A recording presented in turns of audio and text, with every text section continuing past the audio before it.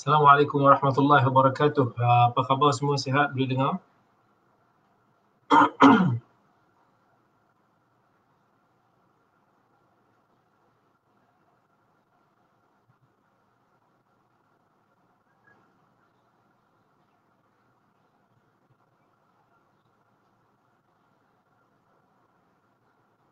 Waalaikumsalam warahmatullahi wabarakatuh.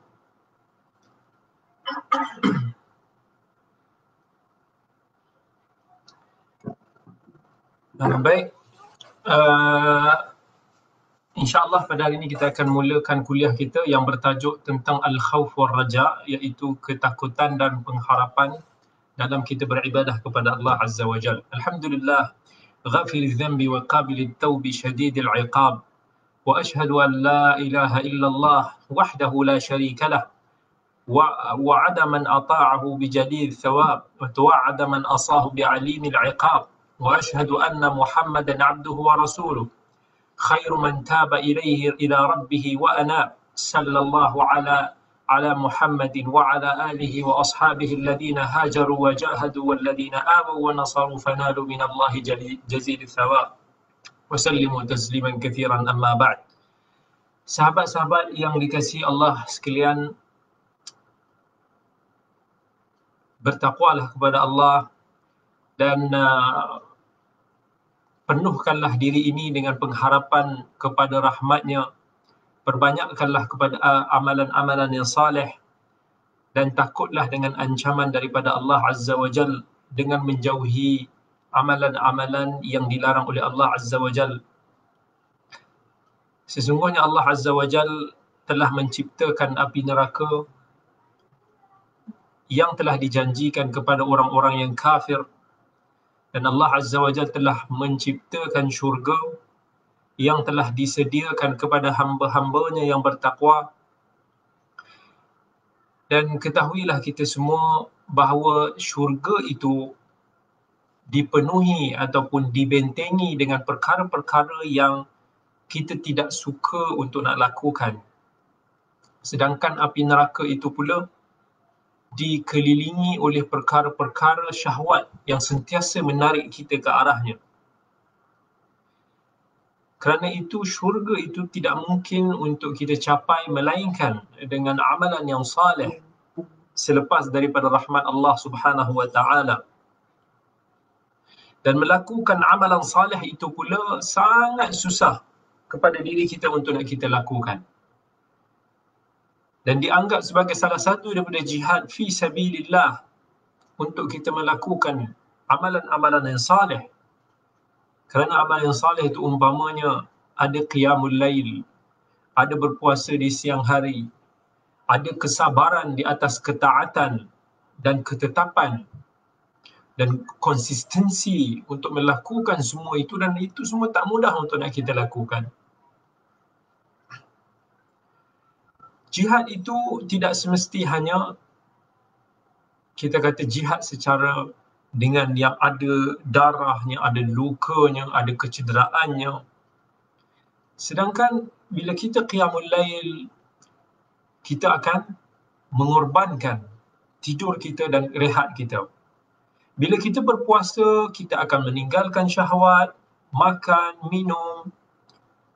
Begitu juga dengan semua jenis ketaatan yang padanya pengorbanan jiwa, kerana kita perlu mengorbankan syahwat kita dan kita perlu melelahkan diri kita untuk nak melakukan amal yang saleh.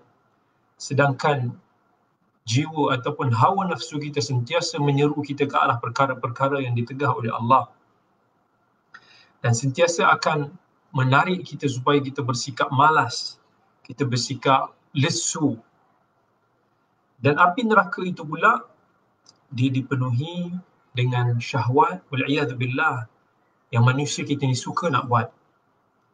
Zina, minum arak, mencuri, menyerang orang, mengata orang, apa sahaja jenis maksiat, benda itu semua adalah kita anggap sebagai halawah, sebagai satu kemanisan yang seronok untuk nak kita lakukan.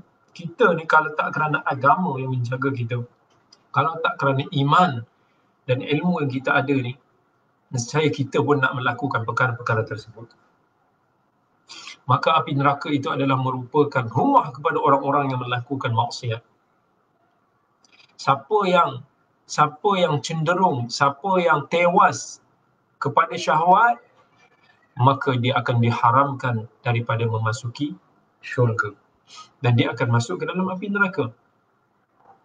Dan sesiapa yang mampu menahan syahwatnya yang diharamkan dalam syarak kita, maka insya-Allah dia akan memasuki syurga. Dan ini adalah jihadun nafs, yang merupakan antara jihad yang utama fi sabilillah. Sesiapa yang tidak berusaha untuk nak berjihad melawan nafsunya, maka dia tidak mampu untuk nak berjihad melawan orang lain. Bahkan kita mesti kena ada jihadun nafs, jihad melawan diri sendiri ni, dengan membuatkan dia sentiasa akan melazimi ketaatan kepada Allah, sehinggalah kita boleh mencapai kemenangan, kebahagiaan yang telah dijanjikan oleh Allah. Dalam Al-Quran Allah sebut, qad aflaha man zakkaha wa qad khaba man dassaha. Dan orang yang lemah adalah orang yang sering tewas kepada hawa nafsunya.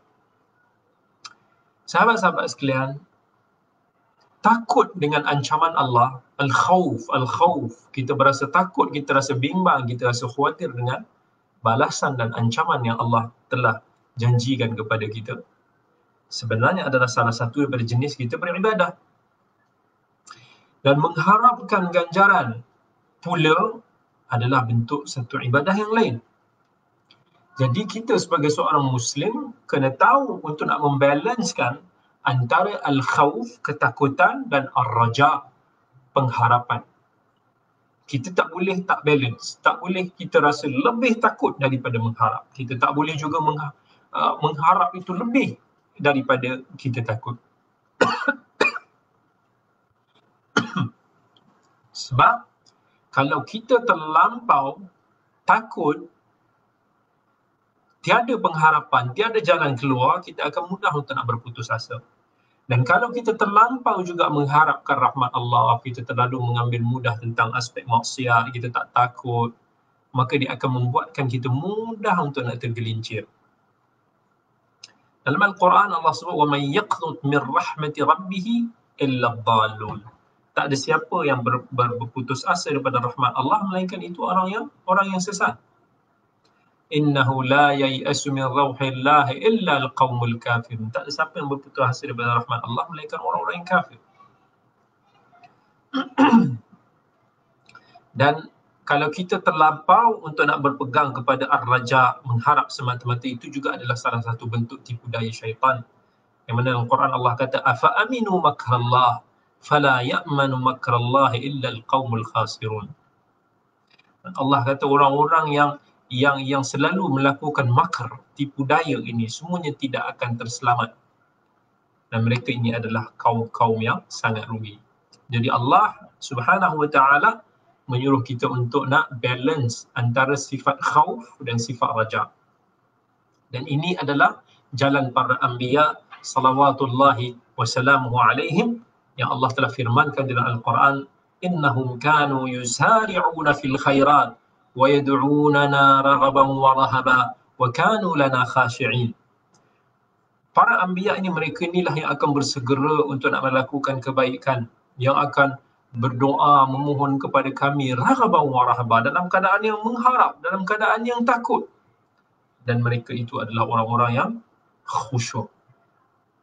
Dan Allah kata lagi dalam ayat yang lain, ulaika allazina yad'una yabtaghuna ila rabbihimul wasilah ayyuhum aqrabu wa yarjuna rahmatahu wa yakhafuna 'adzabah. Allah sifatkan sifat mereka ini orang-orang yang yarjuna rahmatah, orang yang mengharapkan rahmat Allah dan sangat takut dengan azabnya. Ini adalah jalan para anbiya yang perlu balance antara al-khawf dan ar-raja, yang tak boleh salah satunya lebih berat daripada satu yang lain. Maka kita tidak akan berputus asa daripada rahmat Allah, walaupun sebesar mana dosa kita, kita tetap akan melihat di sana adanya jalan maghfirah, pengampunan yang perlu kita capai. Kita boleh lagi insya-Allah bertaubat. Dan Allah telah berjanji kepada kita, Allah pasti akan mengampunkan dosa kita kalau betul-betul taubat kita itu taubat yang ikhlas. Selagi kita tidak mensyirikkan Allah. Allah kata, qul ya ibadi alladhina asrafu ala anfusihim la taqnatu min rahmatillah innallaha yaghfiru dhunuba jami'a innahu huwal ghafurur rahim. Allah kata, katakanlah wahai hamba-hamba aku yang telah melampaui batas, menzalimi diri mereka sendiri dengan dosa. La taqnatu min rahmatillah. Jangan sesekali kita berputus asa daripada rahmat Allah. Sesungguhnya Allah itu maha mengampunkan kesemua dosa, kerana dialah yang maha pengampun lagi maha pengasih. Kalau kita ingat dalam sebuah hadis yang menceritakan tentang seorang lelaki daripada Bani Israel yang telah membunuh 100 jiwa dengan secara zalim. Sampai ditanya, sa'ala hal lahu min taubah, adakah boleh bagi aku bertaubat? Lalu orang pun bawa dia jumpa dengan salah seorang yang dikatakan alim, dan dia bagi tahu bahawa dia telah bunuh 100 orang, boleh tak dia bertaubat? Maka orang tersebut, alim tersebut menjawab, na'am, wa man yahulu bainaka wa bainat taubah. Betul, siapa yang boleh menghalang kamu dan Tuhanmu? Siapa yang boleh menghalang taubat kamu dengan Tuhanmu? Walakinnaka bi ardi su', tetapi sebab kamu berada di tempat yang tak elok, sekeliling kamu semua orang tak elok, kamu terpengaruh dengan persekitaran kamu. Pergilah kepada tempat sekian-sekian, fa inna fiha unasan salihin ya'budullah. Pergilah ke satu tempat yang banyak kat sana orang-orang yang saleh, mereka ini menyembah Allah. Maka pentingnya sahabat-sahabat yang saleh dalam mempengaruhi diri kita. Dan akhirnya lelaki tersebut pun bertaubat. Tetapi dia dalam perjalanan, dia pun wafat. Sebelum sampai, maka malaikat pun kira kata berebut antara satu sama lain. Malaikat rahmat dan malaikat adab. Malaikat rahmat bagi tahu dia ni nak datang, maksudnya dia mati dalam keadaan dia nak bertaubat kepada Allah. Malaikat azab bagi tahu dia ni sepanjang hidup dia tak pernah buat baik langsung. Maka Allah pun utuskan salah seorang daripada malaikat untuk nak menghakimi antara dua malaikat tersebut. Maka malaikat tu bagi tahu ukur antara dua tempat. Siapa yang lebih dekat, itulah tempat dia. Maka dia pun diukur antara dua, maka dia mendapati bahawa lelaki tersebut lebih hampir dengan tempat yang dia nak pergi tersebut, iaitu tempat yang baik tersebut. Lalu malaikat rahmat pun mengambil ruh lelaki tersebut bersama dengannya. Jadi jangan kita sesekali berputus asa daripada rahmat Allah. Kalau kita berputus asa daripada rahmat Allah, kita akan berterusan di dalam dosa dan maksiat. Dan bila telah datang rahmat Allah, kita bertaubat. Kita banyak melakukan ketaatan dan kebaikan. Dan Allah pasti akan menerima taubat bagi orang-orang yang ikhlas dalam bertaubat. Pernah ada seorang lelaki daripada Bani Israel, dia melihat saudara dia melakukan maksiat dan dia menegah dia. Kemudian dia melihat saudaranya melakukan maksiat lagi, dia pun tegah lagi. Kemudian bila dia melihat saudaranya melakukan lagi maksiat tersebut, dia pun kata, wallahu la yaghfirullahu li fulan. Allah tak akan mengampuni kamu lagi. Dan Allah membalas, Allah sebut, Man dzalladzi yata'alla alai. Siapa yang berani bersumpah di atas nama aku? Alla aghfira li fulanin fa inni qad ghafartu lahu wa ahbattu amalak. Sesungguhnya aku telah mengampunkan si fulan dan aku telah menghapuskan amalan kamu. Kenapa?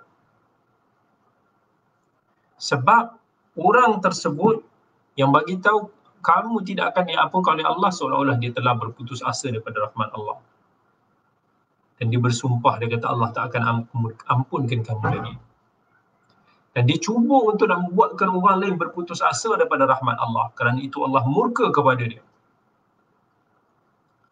Dan kerana itulah Allah hapuskan amalan dia dalam sebuah hadis qudsi. Jadi kita sebagai manusia jangan sesekali putus asa daripada rahmat Allah. Tapi pada yang sama, kita jangan merasakan diri kita ini terselamat daripada azab Allah. Kita kena sentiasa berada antara between, antara al-khawf dan raja'. Dan ini adalah akidah ahli sunnah wal jamaah, iaitu kita balance antara al-khawf dan juga al-raja', antara takut dan antara pengharapan. Dan kita berasa takut dengan dosa kita sehingga kita bertaubat, bersegera untuk bertaubat. Pada masa yang sama kita mengharapkan rahmat Allah, lalu kita pun positif untuk nak melakukan banyak amalan yang baik, ketaatan, kebaikan. Ini adalah siratul mustaqim, jalan yang lurus yang sepatutnya dilalui oleh orang-orang Muslim. Siapa yang menyimpang daripada jalan ini, dia ada masalah. Itu biasanya nanti dia akan termasuk dalam golongan sama ada Khawarij ataupun Murji'ah. Itu dia ada akidah mereka dalam bab ini. Mudah untuk nak keluarkan orang daripada agama, mudah untuk nak menghukum orang itu di dalam neraka walaupun dia melakukan dosa besar dan seumpamanya. Itu Khawarij. Jadi kita sebagai seorang Muslim kena tahu ni. Dan kita kena sentiasa teguh di atas jalan ni, sentiasa mengharapkan rahmat Allah, dan pada masa yang sama kita takut dengan azab Allah. Kita banyakkan melakukan ketaatan dan kita banyak bertaubat daripada maksiat yang kita lakukan, selalu istighfar. Dan pada masa yang sama kita tahu sebab kita sebagai manusia ni akan melakukan banyak kesalahan yang kita sengaja ataupun yang kita tak sengaja. Tapi jangan kita rasa macam aku asyik ulang kesilapan yang sama, asyik ulang kesilapan yang sama, aku tak nak mohon ampun, kita tak nak beristighfar. No. Setiap hari kita istighfar sebab Allah kata, Nabi SAW bagi tahu semua anak Adam ini bersalah, ada melakukan kesalahan, dan sebaik-baik orang yang melakukan kesalahan adalah orang-orang yang banyak bertaubat, orang yang banyak beristighfar, orang yang banyak mohon pengampunan daripada Allah. Itu yang kita nak. Jangan putus asa. Walaupun apa pun, even dalam kisah Bani Israel dia bunuh 100 orang yang kalau kita hidup di zaman kita ni mungkin dah kena hukum mati dah, dan dianggap pembunuh bersiri dah. Tapi Allah masih lagi bukakan pintu rahmat untuk dia diampunkan selagi mana dia betul-betul ikhlas dan bertaubat kepada Allah. Never ever give up from rahmat Allah Azza wa Jal. Jadi jangan kita leka daripada syurga dan neraka.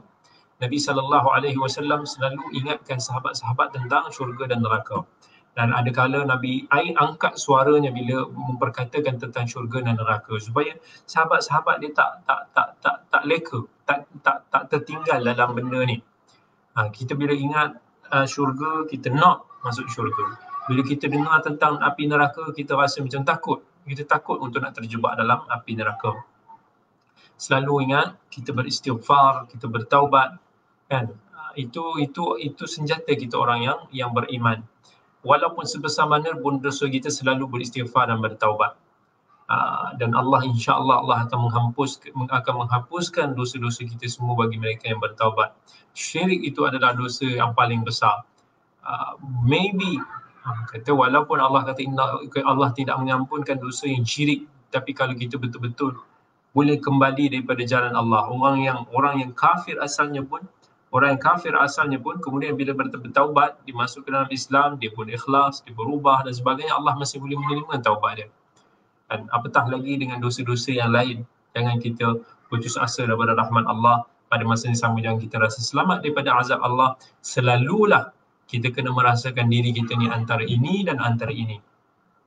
Okay? Kemudian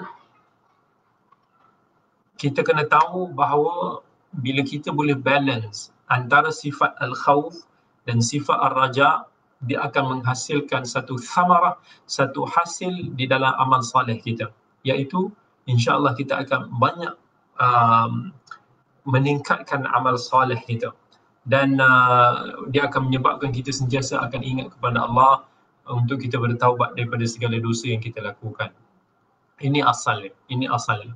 Siapa yang berputus asa daripada rahmat Allah, dia rugi.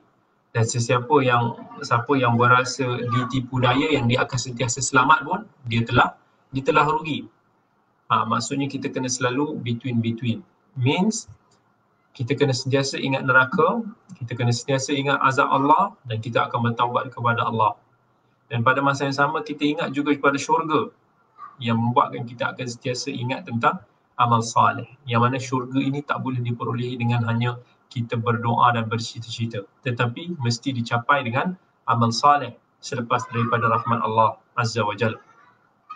Bukanlah iman itu dengan cita-cita, tetapi apa yang tersemat di dalam hati kita, yang dibenarkan oleh amal saleh kita, yang berasakan dirinya yang beriman dengan syurga dan api neraka, dia akan berusaha untuk beramal untuk kedua-duanya, satu untuk dipergi, satu untuk dia dijauhi. Dan bila dia nakkan syurga, dia akan melakukan banyak amalan kebaikan, dan dia akan membuat satu amalan yang menyebabkan dirinya terpelihara daripada api neraka. Dia akan jauh daripada amal yang dikeji, kesalahan-kesalahan, dan sudah pasti tak ada sesiapa yang terselamat daripada dosa melainkan siapa yang telah dipelihara oleh Allah Azza wa Jalla. Tapi Allah sentiasa membuka pintu taubatnya kepada orang-orang yang inginkan kepada rahmatnya. Allah tidak akan menghukum seseorang, menyegerakan hukuman kepada hamba-hambanya. Itu adalah nikmat kita sebagai umat Muhammad. Allah akan tangguhkan azab kita sampai ke suatu masa yang telah diizin atau ditetapkan oleh Allah Azza wa Jalla.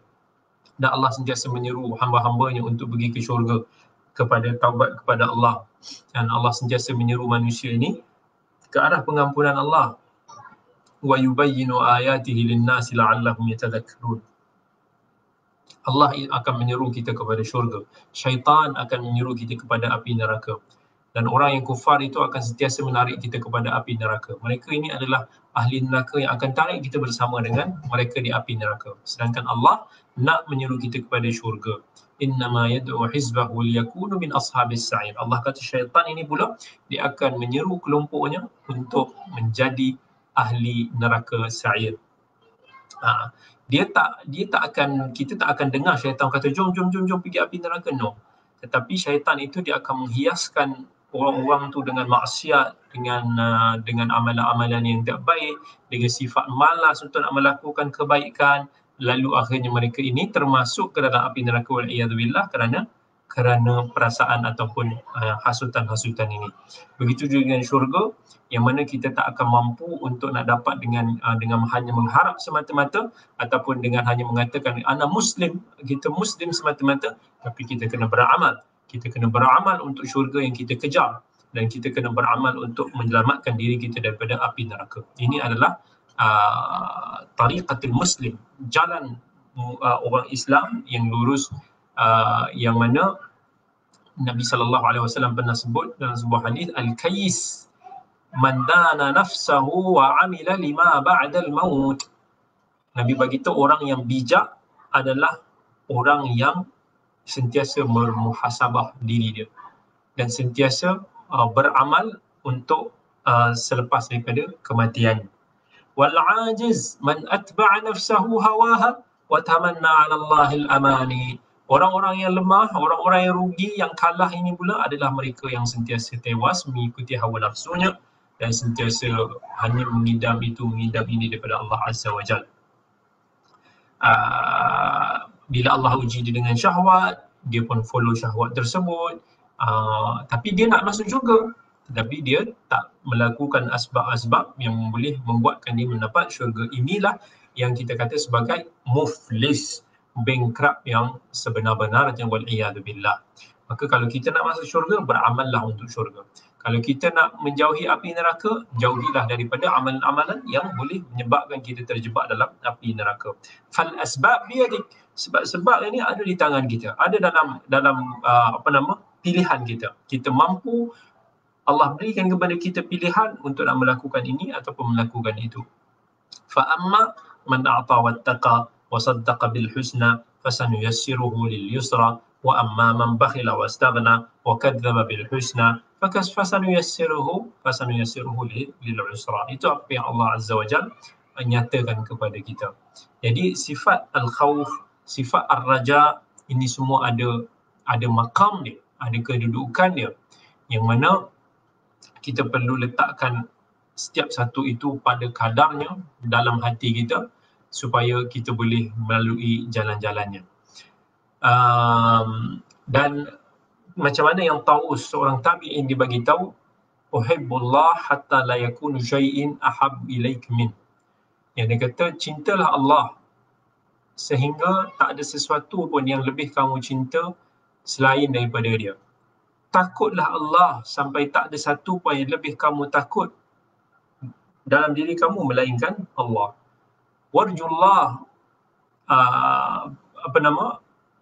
mengharaplah kepada Allah sampai tak ada sesuatu pun yang kamu lebih mengharapkan di sisi kamu selain daripada dia. Jadi perlu kita ada kelaziman di antara sifat al-khawf, sifat al-raja, supaya akidah kita tidak akan ada khalal, tak akan ada kecacatan. So yang ini penting untuk kita semua remember bersama. Baik, bila kita bicara tentang sifat khauf ataupun raja, maka ada baiknya juga untuk kita bincang together apa yang diperkatakan oleh ulama, apa kisah-kisah ulama dalam bab al-khawf wal-raja yang menunjukkan bahawa al-khawf wal-raja ini sentiasa lazim di antara satu sama lain, bagaikan isi dan kuku yang tak boleh kita pisahkan antara satu sama yang lain. Sifat takut tanpa pengharapan akan membuatkan kita mudah berputus asa. Sifat pengharapan tanpa sifat takut akan membuatkan kita rasa macam terleka. Jadi yang selamat adalah kena balance di antara kedua-duanya. Dan ulama telah menasihatkan kita untuk very ataupun sangat mengambil berat tentang aspek ini. Yang Allah Azza wa Jalla sebut dalam Al-Quran, فَإِذَا نُقِرَ فِي النَّاقُورِ فَذَلِكَ يَوْمَئِذٍ يَوْمُ الْعَسِيرِ عَلَى الْكَافِرِينَ غَيْرُ يَسِيرِ. Dan dalam Al-Quran Allah kata, وَلَوْ تَرَى إِذْ وُقِفُوا عَلَى رَبِّهِمْ قَالَ أَلَيْسَ هَذَا بِالْحَقِّ قَالُوا بَلَى وَرَبِّنَا قَالَ فَذُوقُوا الْعَذَابَ بِمَا كُنْتُمْ تَكْفُرُونَ. Ada satu kisah ulama yang mungkin kita boleh kongsikan dalam bab al-khawf wal raja, yang mungkin kita boleh take note dalam bab ini. Umpamanya Ar-Rabi' bin Haytham, anak perempuan dia pernah tanya kepada Rabi' bin Haytham, "Ya abati, ma li aran nas yanamuna wa la tanam?" Wahai ayah, kenapa aku tengok manusia lain sedang tidur, yang kamu pula tak tidur? Apa kata Rabi'? "Ya bunayya, inna abaka yakhaful bayad." Atau qala mana al-khawfun nar naum an abik. Maksudnya, wahai anakku, sesungguhnya ayahmu ini terlalu takut tentang api neraka sampai dia tak boleh nak tidur. Ini bayangkan para salafus salih dulu macam mana mereka rasa bimbang dan takut. Okay, kemudian kita tengok macam mana Al-Quran membicarakan tentang al-khawf wal raja. Okay. Allah Azza wa Jalla telah melukiskan ataupun melakarkan satu aspek yang lurus, yang jelas ketika berbicara tentang aspek al-khawf wal raja. Mana Allah telah menggariskan kepada kita supaya kita tidak nanti cenderung kepada salah satunya yang akan merosakkan kita. Suratul Hajr Allah kata, "Nabbi ibadi anni anal ghafurur rahim wa anna 'adzabi huwal 'adzabul alim." Allah kata, cerita, bagi tahu kepada hamba-hamba aku ni semua bahawa aku ini Maha Pengampun lagi Maha Pengasih. Dan sesungguhnya azab aku ini sangat-sangat pedih. Allah suruh bagi tahu kepada hamba-hamba Allah, Allah ini sangat pengasih dan sangat pengampun. Supaya kita ini masih lagi mengharapkan kepada pengampunan dan kasih sayang daripada Allah. Kan? Pada masa yang sama Allah bagi tahu juga, jangan lupa aku punya azab juga ini sangat pedih. I'lamu annallaha syadidul iqab. Allah kata lagi dalam ayat yang lain, ketahuilah bahawa sesungguhnya Allah itu sangat maha pedih azabnya. Tetapi Allah itu juga maha pengampun lagi maha pengasih. Kan? Jangan lupa, sedahsyat-dahsyat azab Allah itu maha pengampun, maha pengasih. Sehebat-hebat pengampunan dan kasih sayang Allah, jangan lupa Allah itu ada azab yang maha pedih. Inna rabbaka ladzu maghfiratin wa dzu iqabin alim. Sesungguhnya Tuhanmu itu memiliki pengampunan dan juga pembalasan yang pedih. Dalam ayat yang lain Allah kata, wa inna rabbaka ladzu maghfiratin linnas ala dhulmihim wa inna rabbaka lasyadidul iqab. Jadi dalam Al-Quran banyak diceritakan ayat-ayat yang telah menggariskan satu manhaj yang saling menyempurnakan di antara satu sama lain, yang balance di antara aspek raghbah dan juga rahbah, khauf wa tama', raja. Dan Nabi SAW inilah yang telah jalan yang telah dilalui oleh Nabi SAW. Sampaikan Nabi pernah bagi tahu dalam sebuah hadis yang panjang, Nabi kata tak ada sesiapa yang akan selamat dengan amalan dia. Sampaikan sahabat tanya, hatta anta ya Rasulullah, even kamu ya Rasulullah? Nabi kata hatta ana, illa ayyataghammadanillahu bi rahmatin minhu wa fadl. Kecualilah Allah telah sesiapa yang dikurniakan rahmat ataupun kelebihan oleh Allah Azza wa Jalla. Para sahabat pun sama. Dan para sahabat pun faham tentang manhaj ini, dan mereka ini melalui manhaj ini dengan baik. Kan? Kita tengok Abu Bakar radhiyallahu anhu, yang ketika mana dia berkata kepada orang yang diwasiatkannya, iaitu Umar bin Al-Khattab, Inna Allah lamma dhakara ahlal jannah dhakarahum bi ahsani a'malihim. Sesungguhnya Allah ketika mana menyebut tentang ahli penghuni syurga itu, Allah menyebut tentang sebaik-baik amalan mereka. Wa tajawaz an sayyi'atihim, dan melangkaui kesalahan-kesalahan mereka. Dan ketika mana aku menyebut tentang mereka ini, aku khawatir yang aku tidak termasuk dalam kalangan mereka, iaitu penghuni syurga.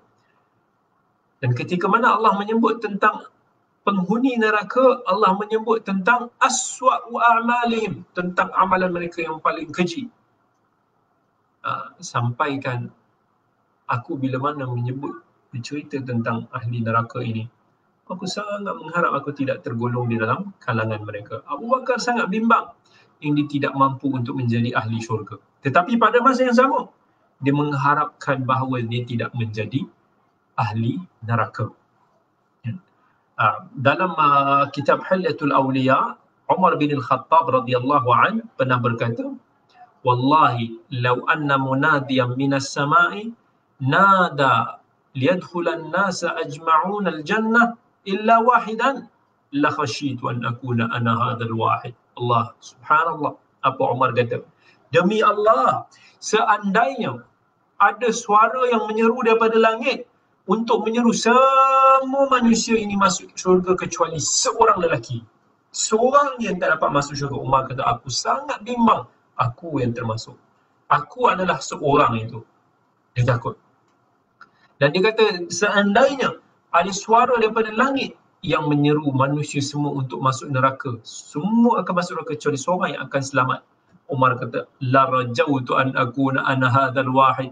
Sesungguhnya aku mengharapkan supaya aku boleh menjadi ni seorang yang terselamat daripada api neraka. Fama a'zama hadzal khauf wallah. Apa lagi ketakutan yang lebih hebat daripada ini? Dan apa lagi pengharapan yang lebih hebat daripada ini? Kemuncak segala ketakutan, kemuncak segala pengharapan, inna rabbaka ladzu maghfiratin wa dzu iqabin alim. Subhanallah. Jadi ingat, al-khauf dan raja ini bagi orang yang beriman dia umpama sayap bagi burung-burung yang terbang. Supaya bila kita terbang, kita akan balance. Tanpa salah satu daripada sayap, kita tak boleh nak terbang. Kita tak boleh nak beribadah kepada Allah dengan sebenar-benarnya. Dan para ulama menyebutkan bahawa garis keadilan, kira kata kesamaan dalam bab ini, bila keadaan, dia depend kepada suasana. Kalau keadaan memerlukan untuk kita lebih takut, ya, kita takut. Misal kata, bila dalam keadaan yang kita macam rasa nak buat maksiat, kita perlu ada sifat takut tu. Tetapi seandainya kita tewas dan kita telah melakukan maksiat demi maksiat, kita nak berubah, ketika itu kita kena ada sifat ar-raja itu lebih, supaya kita tidak berputus asa. Kata Ibn Qayyim rahimahullah, as-salaf istahabbu an yuqawwiya fi as-sihhati janah al-khawf ala janah ar-raja, wa 'inda al-khuruj min ad-dunya yuqawwi janah ar-raja ala janah al-khawf. Hadhihi tariqat Abi Sulaiman wa ghairuh. Kata Ibn Qayyim, dia kata para salafus salih dulu, dia suka ketika mana kita masih lagi hidup dan sihat, sayap takut itu lebih berat daripada sayap pengharapan. Supaya apa? Biar ada satu sifat takut pendinding untuk nak kita melakukan maksiat, kita tak berani buat. Kita takut. Dalam masa kita hidup, masa kita kuat, masa kita kaya, masa kita sihat, you have to be more fear. Tetapi ketika para salaf itu, ketika mereka ini keluar daripada dunia, ketika mereka nak mati, maka ketika itu aspek pengharapan ar-raja itu perlu lebih berat daripada khauf. Ketika itu kita kena banyak bertaubat. Ketika itu kita kena banyak memohon pengampunan daripada Allah di atas segala apa yang telah kita lakukan. Kata Ibn Qayyim lagi, yanbaghi lil qalbi an yakuna al-ghalib alayhi al-khawf fa idza ghalaba ar-raja fasad. Perlu juga ada dalam hati kita, masa kita sihat ni semua, perlu ada dalam diri kita ini sifat takut lebih. Tetapi kalau kita ini, maksudnya sebelum kita nak melakukan maksiat ni, kita perlu ada sifat takut lebih. Sebab kalau kita ada sifat ar-raja itu lebih, dia akan merosakkan kita. Tak apa, buat je, kita masih muda, umur masih panjang, Allah makan ampun kat kita, no problem, buat aja, Allah Maha Pengampun. Itu akan merosakkan kita. Sebab tu kita kena ada lebih takut kalau kita nak buat maksiat. But bila kita dah terjebak dalam maksiat, no. Kita perlu ada sifat ar-raja itu lebih. Okay? So, itu penting sangat. Okay? Yang Allah Azza wa Jalla pun sebut dalam Al-Quran umpamanya, amman huwa qanitun ana al-layli sajidan wa qa'ima yahdharu al-akhirata wa yarju rahmata rabbih. Qul hal yastawi alladhina ya'lamuna wal ladhina la ya'lamun. Allah sifatkan tentang sifat seorang orang yang beriman ni, mereka ni sentiasa balance di antara kedua-duanya. Dalam hadis Anas bin Malik radhiyallahu an, Nabi sallallahu alaihi wasallam pernah masuk berjumpa dengan seorang pemuda yang ketika itu dalam keadaan nazak, dan Nabi tanya, kaifa tajiduk, apa khabar kamu? Dia kata, wallahi ya Rasulullah, inni arjullah wa inni akhafu dhunubi. Dia kata, ya Rasulullah, sesungguhnya aku mengharapkan pengampunan Allah, tapi aku takut sangat dengan dosa aku ini. Maka Nabi SAW kata apa? La yastami'ani fi qalbi 'abdin fi mithli hadha al-mawtin illa a'tahu Allahu ma yarju wa amanahu mimma yakhaf.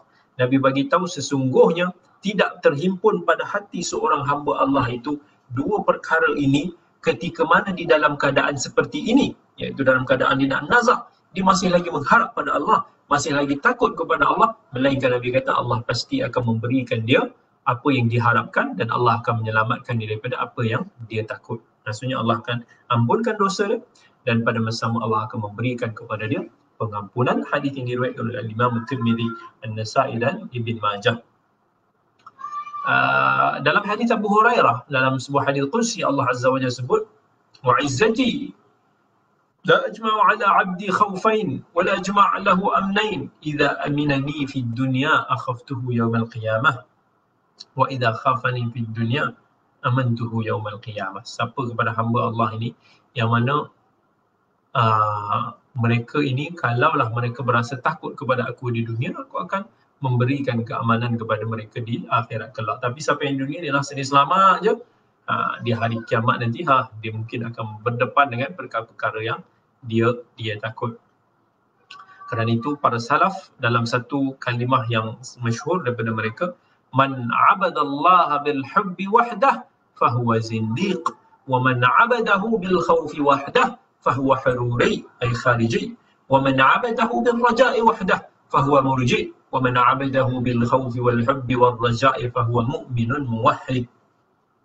Kata salaf, siapa yang beribadah kepada Allah dengan hanya cinta semata-mata, dia seorang yang zindiq. Dan sesiapa yang hanya beribadah kepada Allah dengan sifat takut semata-mata, dia adalah orang khawarij. Dan sesiapa yang beribadah kepada Allah dengan sifat mengharap semata-mata, dia adalah golongan murjiah.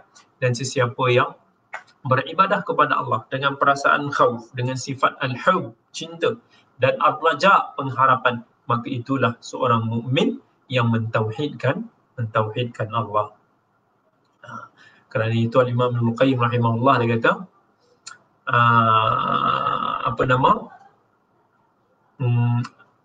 kecintaan itu adalah kepala. Sifat al-khauf dan raja adalah sayap. Bila mana selamatnya kepala dan dua sayap, maka burung itu boleh terbang. Tetapi bila mana terputusnya sifat kepala, hub, matilah. Tak ada sifat hub, cinta, akan matilah burung tersebut.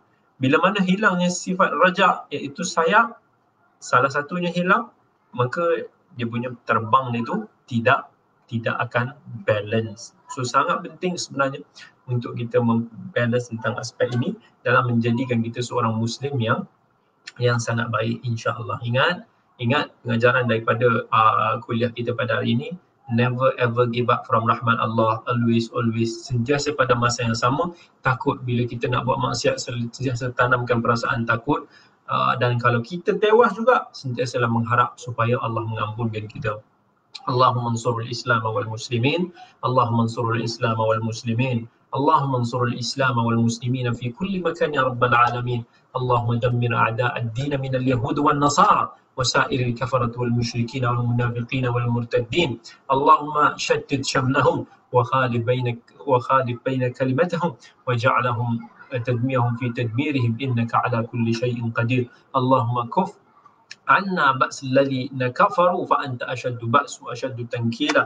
اللهم أصلح ولاة أمورنا واجعلهم هداة مهتدين غير ضالين ولا مضلين. اللهم أصلح بطانتهم وأبعد عنهم بطانة السوء والمفسدين. اللهم أصلح ولاة أمور المسلمين في كل مكان يا رب العالمين.